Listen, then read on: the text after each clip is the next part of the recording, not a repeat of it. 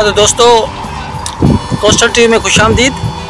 आज आप देख रहे हैं कि हम यहाँ मैं अयूब मल्ला यहाँ बैठे हुए जेटी पे। सारी कश्तियाँ जो हैं ये सारी यहाँ लंगर अंदाज हैं। वजह इसकी हम अयूब से मालूम करते हैं कि ये जो है ये सारी कश्तियाँ जो है आज यहाँ क्यों खड़ी हैं। तो आइए पूछते हैं अयूब मल्ला से। हवा लगने की वजह से वापस आ गई है सारी, और इसलिए खड़ी है क्योंकि ये जो टाइम है चाड़ा का है, लेकिन हमने जो नाकों से सुना है कि ये कोई खराबी की वजह से हवा जो चल रही है, जो जिसको सियारा कहते हैं हम लोग, उस तरह की हवाएं चल रही है, तो उसकी वजह से ये लोग वापस आ गए।